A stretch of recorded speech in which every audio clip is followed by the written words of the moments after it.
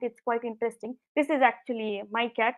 I just wanted to like show you here that entangled states can be one of the entangled. This is an example of one of the entangled state. They can be written like this, where 0 indicates whether the cat is dead and 1 indicates whether the cat is alive.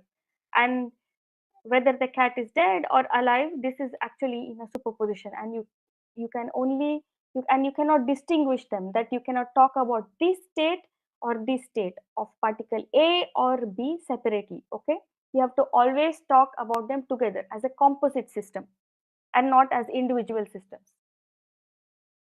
So what does John Bell have to say about quantum correlations? Is that it's a correlation that is stronger than any classical correlation. And for Asher Perez, who is another famous physicist, he thought that it was like magical. It was a magical phenomena that could not be imitated by classical magicians. Now, here on the left side, I think for you, this is how an entangled photon or an entangled system is generated in a laboratory environment. Here, this is a non-linear crystal, and the pump is a highly coherent laser beam which is illuminated on this non-linear crystal. Of course, there are certain conditions to be satisfied. I think this is not for the current audience. And upon like uh, these conditions being satisfied, it is possible for you to generate two entangled down converted photons. Okay, so they can be entangled, for example, in polarization. If one is in vertical, the other can be in horizontal, just like here. If one is in horizontal, the other one could be vertical. Okay. All right. So just to emphasize how important like quantum entanglement uh, is for applications in quantum information, I would like to like point out the Nobel Prize in Physics in 2022, which was given to three eminent physicists, Alian Aspe, John Closher, and Anton Zeilinger, for their experiments with entangled photons and also for experiments with Bell inequalities, the inequality that I showed you here. This is just the theoretical part, but in practice, this was quite hard to implement. Even now, I think if you have to close something called as the loopholes, okay, the complexity of the experiment itself is quite involved. And yeah, so for violation of Bell inequalities and for other pioneering applications, for example, Anton Zeilinger here, he has not only worked on the foundational part but also on the application side of quantum information. And yes, this is a nice introduction of the laureates and why they have been given this Nobel Prize. This is from the Nobel web page. So this is a nice illustration of entanglement, that there are two particles and maybe there is some kind of connection between them. Maybe we don't see it. We don't know how they are correlated. Okay. Yeah, so this is what it reads, that okay, these three physicists have done like immense work and they have laid the foundation for era of quantum technology by demonstrating that how two objects separated far apart, really far apart. Okay, there are some experiments where you can see that these two photons were on different like islands. One photon was one island and the other one was in another island, and then how they could still demonstrate entanglement or Bell inequalities. So please do look up. There are like a lot of material on the internet.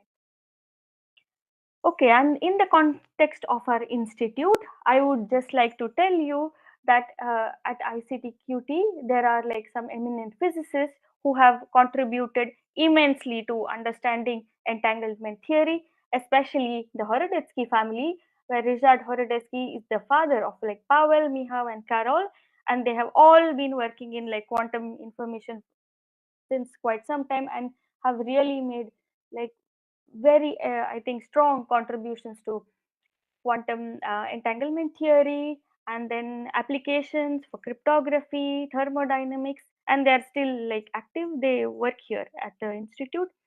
And Professor Marek Zukowski, who is our current director at ICTQT, he is actually worked in close collaboration with Professor Anton Zeilinger, the Nobel laureate that I showed you in the earlier slide. And it is his work along with Professor Zukowski which has like contributed to the Nobel Prize. I think Professor Zukovsky is even the prime author of most of these papers. And here is another like eminent physicist, Professor Harald Weinfurter. He's in actually Germany, but he's also associated with our institute, and he's an experimentalist and has worked extensively on Bell inequalities and entanglement experiments. Now, former paradoxes of quantum foundations are resources of quantum information science. What do I mean by that? Like entanglement was seen something as a paradox, which was not understood. It is still, I think, not understood to a larger extent in terms of the basic phenomena itself. But then, how can we apply it to applications? What can we do with entanglement? So you can see that entanglement has found immense application in communication and cryptography. Especially, I think the most popular one is establishment of quantum internet. These are like global network nodes which could be established all over the earth, okay, if they are terrestrial nodes. And at each node you can have quantum devices which can transmit quantum signals, receive quantum signals, process them, and you can run quantum cryptographic protocols.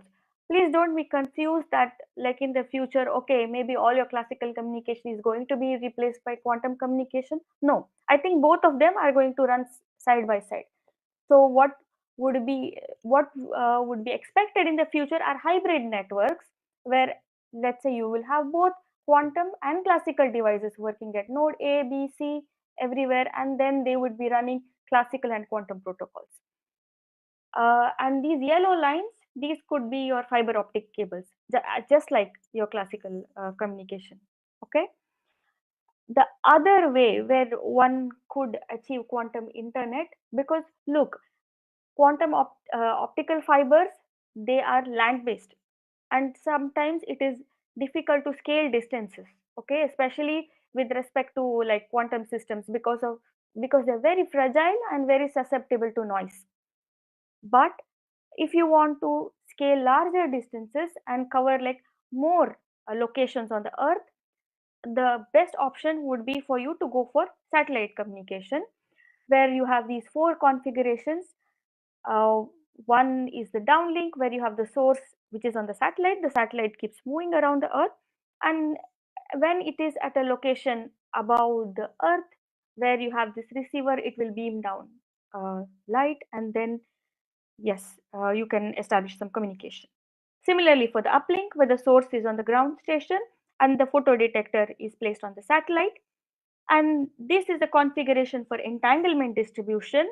I'll next give you an example where the Chinese physicist team have distributed entanglement between 2 points on Earth at a distance of like 1,200 kilometers. So it has been done actually in practice.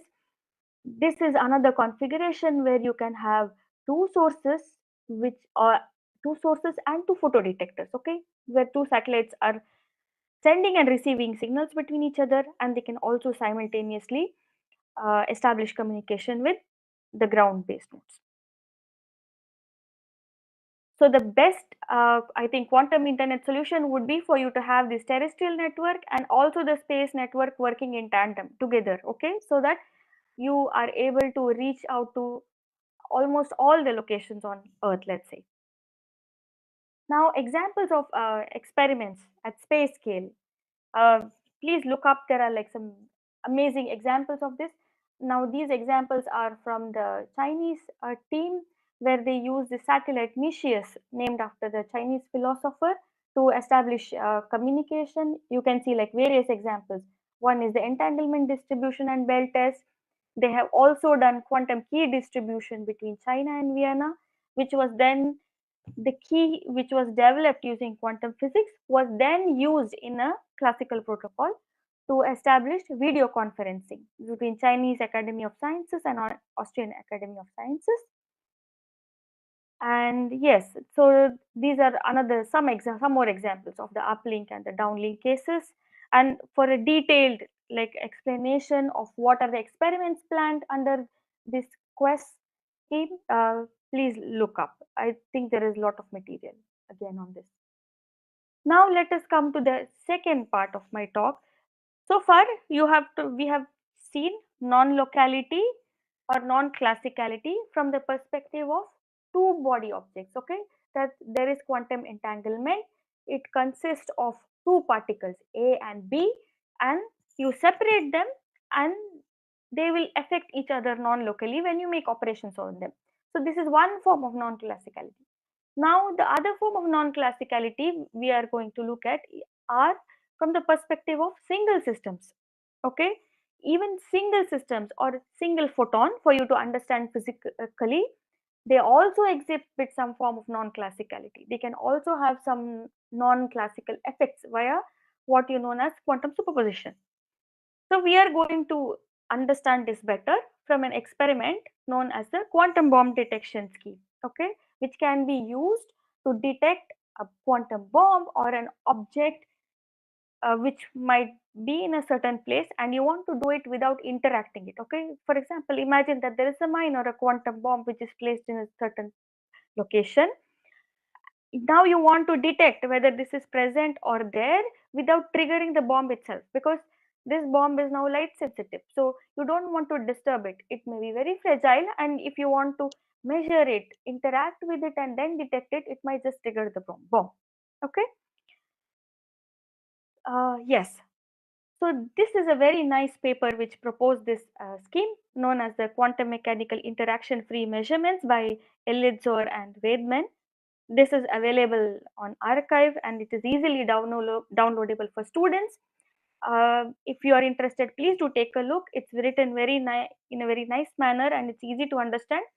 You can ignore the math if you're not comfortable with it, but you will still get the gist and the essence of what they want to say in the paper. So, what is the aim of the current experiment is that we are going to describe a type of a measurement which, when successful, will determine the existence of an object in a certain location without us interacting or directly touching or making measurements on this object. This is known as quantum interaction free measurement, and it has no classical analog. To understand better, in some sense, this experiment exhibits like wave particle duality.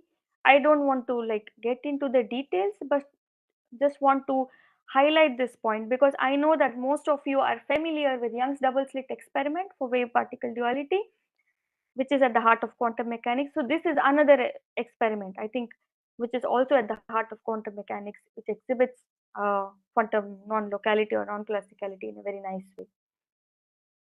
So let me give you two examples of interaction-free measurement. This one is a classical one, and this one is a quantum one. Imagine that now you are told, okay, you are told that there is an object now in one of the boxes, either box A or box B. Now you have to infer in which of the boxes is this object, for a ball, for example, and these boxes are like completely sealed, okay, and this object which is placed inside the box gives you no signatures of its existence, okay, no signatures. For example, maybe it doesn't give any electromagnetic field which you can measure and then detects its presence, nothing, absolutely nothing. And now you have to ascertain in which of these boxes is the object in a without interacting with it directly or making measurements. Suppose you open the box A and look inside this box. And you know now that, okay, you have looked inside this box and you don't find this ball inside this box. And you know for sure now that the ball is present in the box B. Okay. Now, this is an example of interaction free measurement. You have looked in box A, you have opened the box, you have not found the object there. For sure, now you know that the object is in box B. But remember that somebody has definitely told you that definitely that the object is in this box. There is this assumption that you know for sure that this object, this ball, has been placed in one of the boxes. Suppose now you had looked into this box A and had found the object or the ball in this box. Now you have looked or touched or measured this box A and you have found the object there. This is not an interaction free measurement, okay? If you looked and you found the object there, this is not an example of interaction free measurement. You looked at it and interacted with it directly. But if you looked into the box and found the object elsewhere, then you didn't interact with it, but you are able to ascertain that it is present there. Okay, so this is an example of interaction free measurement. This is what I mean by it. Now, we have already looked at quantum entanglement so far. So, and we know that even if they are two particles which are entangled, if they are separated like in too far off distance locations, some kind of quantum correlations exist between them, and you do something to one, you know what happens to the other. So, doing something at location A on a particle A will tell you something about particle B. So this is also another form of interaction free measurement where you get to know about particle B without doing something to it directly, but this works out because they share some kind of quantum correlation between them. Now let us look at the same thing from a perspective of a single photon, okay, or a single quantum system. But is it possible to do the same without having prior knowledge of it? For example, see that in the earlier case, somebody told us, okay, there is this object which is present in a certain location, but we don't know exactly where. So you have to find out where is this object located exactly by interaction free measurement. But now suppose we have to ascertain the presence of this object in a certain location, but without having the knowledge whether this object is present there or not. Okay, so we do not have any information whether an object is present in a certain location. We have to do some experiments or some interaction free measurements and then determine whether this object exists in this place or no. Okay, this is an Maxander interferometer. I am not sure if the students are familiar with this. If you're not, it's fine, but just think of it as an experimental setup which we are going to use to detect the presence of this object. Here, this is a source which generates single photons. So continuously there are single photons which are coming out of this and it hits a beam splitter, BS1. This is a 50-50 beam splitter for this particular experiment. That means that if you have a single photon which is hitting your beam splitter, then there is 50% probability that it is reflected and 50% probability that it is transmitted. Okay, M1 and M2 are mirrors which just reflect whatever is hitting them, and then you have another beam splitter BS2 which is also a 50-50 beam splitter, and then you have two detectors here, D1 and D2. They are photo detectors. So now if you have a setup like this and there is a continuous train of photons which is hitting your beam splitter, you can arrange this experimental setup in such a manner that no photons are detected at D2, which is known as destructive interference, and all the photons are detected at detector D1. Okay, this is the constructive interference or the constructive port. Now, standard proper math exists for this. We will not go into the details, but for sure you can look it up. And I can also tell you that for the quantum bomb detection scheme, there are many examples, videos, and also there are some nice codes like Python codes on the internet. You can download them, try to run them, and then experiment with this setup. Okay, so what we understand is that when we have this kind of an experimental setup, always you are going to have a detection at D1 and never at D2. Now, suppose there is an object which is placed in one of the arms, say arm B of the interferometer, but you're not aware of it. Okay, nobody is going to tell you that, okay, the object has been placed. The objects may have been placed, it may have not been placed, it may exist there or not exist there. But now it is your job, or it is the aim of your experiment, to find out whether an object, a bomb, quantum bomb, or a mine has now been placed in one of the arms. So here are the three possibilities if there is an obstruction or a mine in one of the interferometer arms. Okay, the first one is that you may observe no detection at all with probability half. Again, this can be calculated. You can find it in the paper that I gave you, by the paper by Elitzer and Bateman. So why is it that there are some events where you do not observe detector clicks? This might have happened because the photons might have traveled to this mine itself and might have been absorbed by it, or triggered this bomb, or triggered this mine, and then it might not have reached this detector D1 or D2. Okay. Another possibility is that you observe D1 detection with 1/4 probability. Now look, in the earlier case, when you did not have any obstruction, you know that always you get D1 detection when photons are traveling through the interferometer. And never you get D2 detector because it's a destructive port.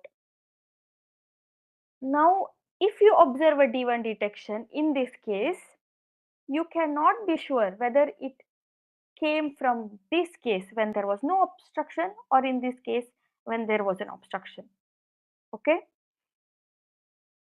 So we do not have any information of whether the bomb exists in one of the arms or no.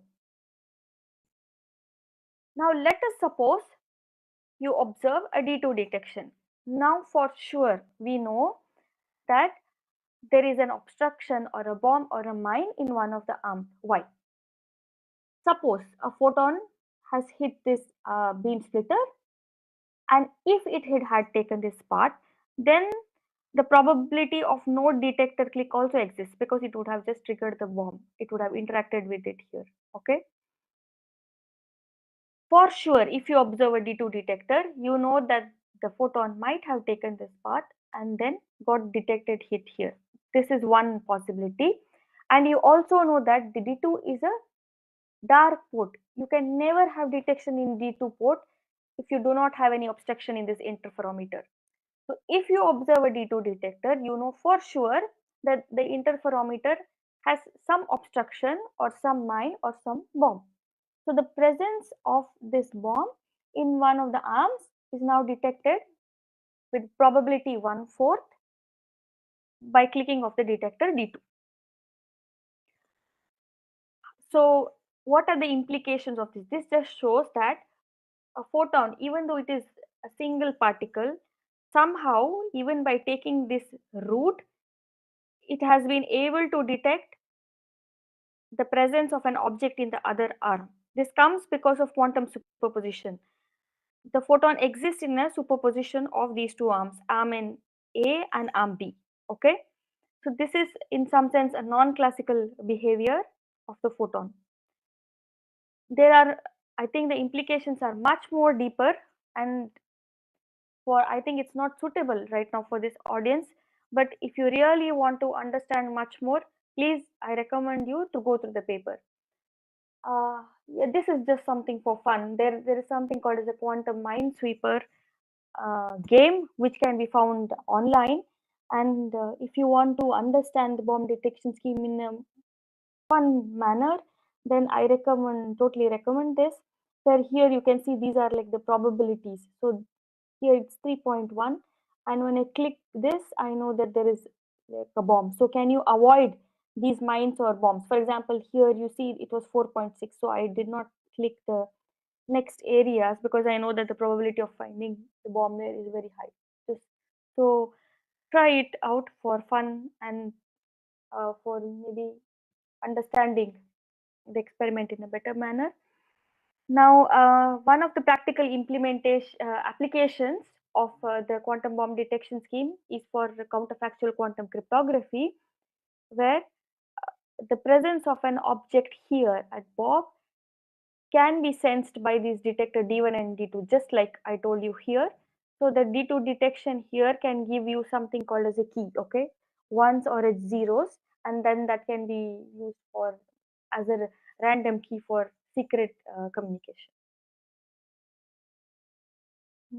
Okay, so now I come to the last part. Actually, KST, it told me to give you some career options or possible career in quantum information. So there are many options. Like I think the most of the jobs now are coming up in machine learning, software engineering, hardware, and algorithm, and many more. But there are different routes to take. I would say that it's not to have a career in quantum information. It's not always necessary for you to have done your master's or a PhD or um, any such course with specific to quantum information. It's possible for you to do like quantum information or even computation from different routes. That by that I mean you can have a master's in let's say computer science or mathematics. You can be an engineer and you could still do quantum information, because it's a very very specific and specialized branch of physics. And you can approach it via different routes. It's a very interdisciplinary and a diverse area. That's the reason why you can approach it by different routes. So if you are looking to do masters, I would still recommend you to do a masters in physics rather than in quantum information, because quantum information can still be learned at a later stage. There are master's program in quantum information abroad. I think in India also I think there is an MTech course in ISC, but still people are looking to introduce such courses in India is what I hear. In abroad, such courses exist. There is one course in our institute also, which is quite intensive, but I would still suggest that a master's in physics is something which I have done and which I think is like the best possible route to approach this, by also talking to other students here who are doing this master's course. And I also get these questions generally from students. They are very interested to come abroad to do a master's course. In my opinion, and in the opinion of some of the students who are here and students whom I have spoken to before, I think we have very good master's courses in India. So I'm not discouraging you to come abroad for masters, but if you are looking for a master's course, then I think really it's a very nice thing to do it in India, because we have really very good courses in physics. And then probably maybe if you want to move for your PhD or some other job like an algorithm scientist or something, then probably you may look to move abroad or even continue in India. The thing why I emphasize you to do your masters in India is that because there are now a lot of students who are coming abroad to do masters. One thing is that it's very very expensive to do a masters abroad. You have to fund yourself. You do not have fellowships. So I see that many of the Indian students come here and then they are struggling. They are also sometimes taking a part-time jobs to support themselves.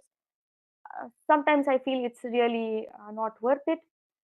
So if you are really interested in doing a master's abroad, I don't discourage you to do it, but please consult your parents, think about your financial status, and do you really want to come for a master's course abroad? If you are still interested in coming abroad, then I would strongly suggest you to come for a PhD, because then your PhD is fully funded. You get scholarships just like you get in India, and this is fine. You can support yourself without being dependent on your family. And yeah, this is something which I think is most important for students. And normally people are focusing on career options, but they forget that you have to develop certain skills to be able to do something. Now, irrespective of whether you want to do quantum information or you want to do any other subject, be it math, be it physics, chemistry, I would suggest each one of you to learn coding, because nowadays, I think be it science, be it any kind of jobs in the industry, uh, even in the industry, you have scientific jobs and you have like completely tech development jobs. I think you have to know coding. It is becoming more and more applied now and numerical in nature. So coding is really going to help you. For example, you could learn probably Python or C, C++, and then it doesn't matter. You can adapt to either doing machine learning, I don't know, software engineering, whatever you want. But please develop strong coding skills. Mm, and then oral and writing. I see that most of the students whom I interact with, do have good oral skills, but writing is something that people don't like to do. Focus on writing in a very elegant manner. Try to convey what you want to say, be it scientific or even when you're writing exams, in a very precise manner by, nice choice of words. So good writing and oral skills is something which is very, very important, irrespective of like whatever you choose as your career option. And then try to develop general awareness, because I see that nowadays there is lot of material, lot of information, and with AI, students trying to use chat gpt, they are exposed to like lot of things, but try to filter out what is like necessary for you, what is truth, that is another thing, what is genuine and what is not genuine, this is also very important. And then critical thinking, try to develop critical thinking, try to analyze what is happening and is this genuine, for example, or how do you approach a problem. And in general, be curious and do not stop learning, always enjoy learning. And if you are interested in learning quantum information or computation, there is a lot of learning material on the web. And if you're looking for something specific, you can always write to me. I'm not so hard to find. You can find my email ID on ICTQT webpage, and then please approach me, and then I can point out if you are interested in certain specific things. And in the context of quantum computing, I would also like to point out like there is a nice NPTEL lecture by IIT Bombay, which is very, very nice. I think he dev also like explains the math behind these things quite well. I totally recommend that. Okay, so with this, I would like to thank you for your attention. And if you have any questions, I would then like to take them now.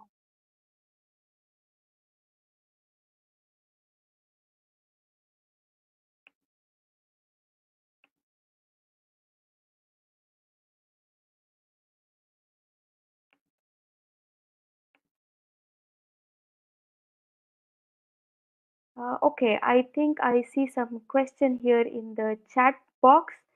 So where does the root of this quantum theory come from? Okay. So this is coming from actually observing such phenomena like entanglement and then superposition, and also like wave particle duality. So certain experiments were made, for example, or certain phenomena was observed, like in the case of entanglement, and then people try to explain or find an explanation of this in terms of whatever was already known in physics, for example, classical mechanics. And then we still don't have the answer, we still don't know like how to complete quantum theory. It's not a complete theory. We know that okay, we cannot have an explanation of it in terms of classical physics. Okay, so that is the root. Anything relevant to ancient Vedas of India with respect to quantum theory? Mm, I don't know directly with respect to quantum theory, but there are some things called as time traveling, which also like comes within the framework of some studies with respect to quantum theory. And there are some people here like with the ICTQT who work on this. And in Bharata, I know that there are some very strong references to time travel.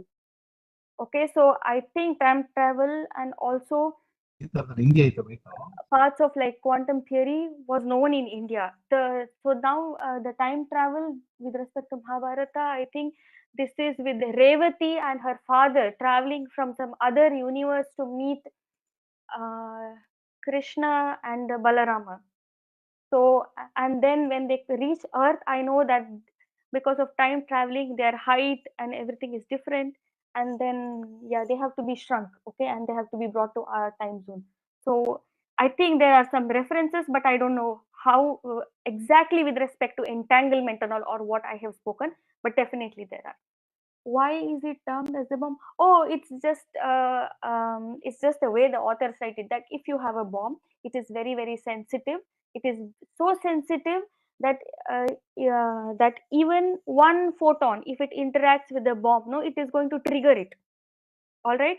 So can you use some subtle features of quantum physics to not disturb this bomb and still detect it. Okay, it's not a robust bomb; it's a very light sensitive bomb. So yeah, it's just what the authors used, and then yeah, this is a very interesting way of, I think, telling it to the students. You can like Google this quantum bomb detector scheme. You are even going to find some nice codes to run it. How do you relate this with respect to intensity of the laser beam? We are using single photons, so it's just one photon. But if you want to do the same experiment with, let's say you have a strong laser beam in your laboratory, you want to do the same experiment, then you have to attenuate it. Okay, so the intensity has to be made very, very, very weak. That at an instant you are going, this pulse should have on an average one photon, something like this. So very weak laser beam also can be used to do this experiment. How can they be implemented in the industry for product development? Yes, they can be implemented. I showed you this mine game or the quantum mine sweeper. This is how exactly, I mean, I don't know it how much, look, experimentally it's possible to do it, but in a practical scenario I don't know how feasible it is, because look, it also depends on the development of such a device to detect it.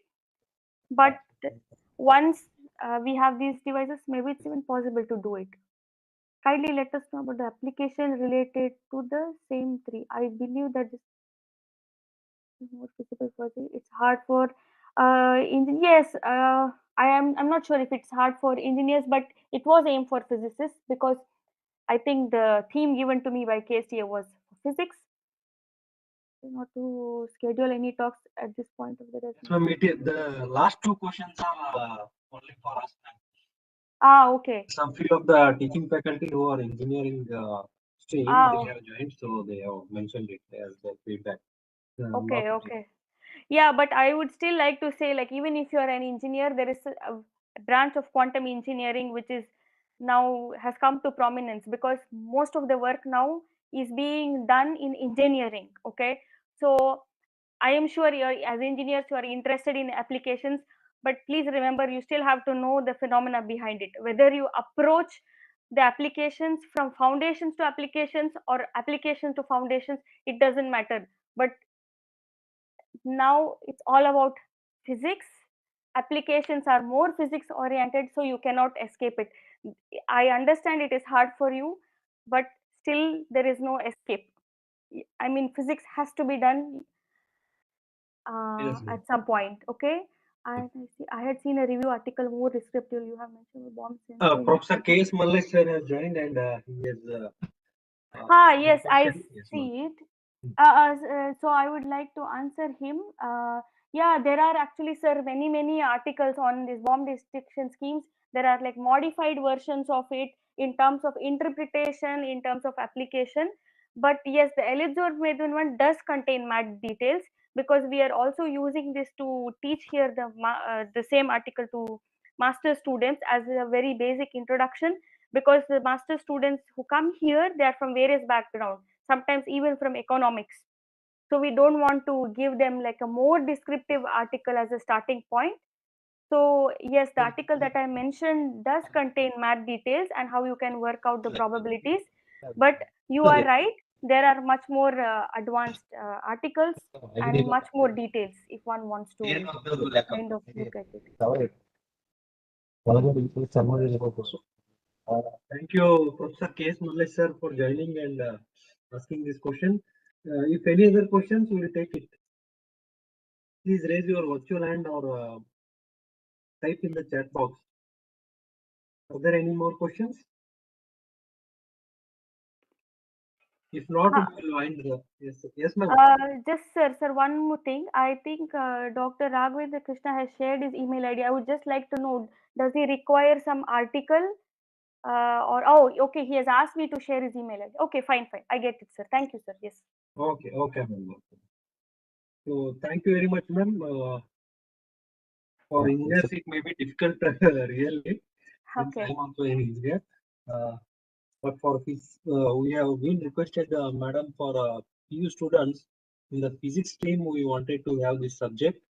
So that's why madam has given this quantum subject as a today's session, and career options also, career opportunities for them if they take it in their future as a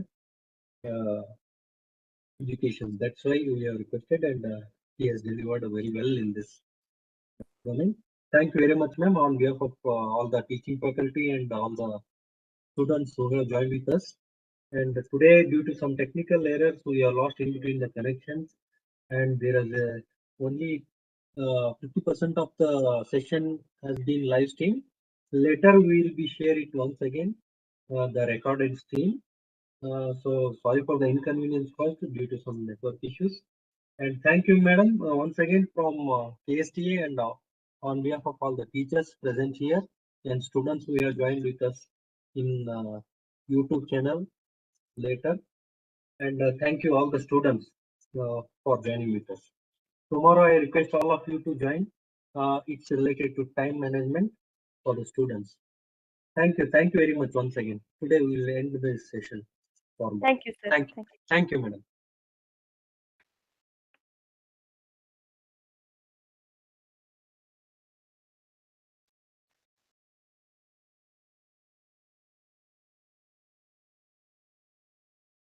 close ಮಾಡ್ಲಾ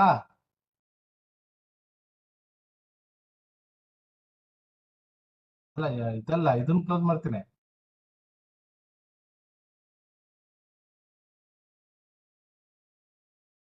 doctor Raghavendra G travelling ಮಾಡ್ತಾ ಇದ್ದೀರಾ?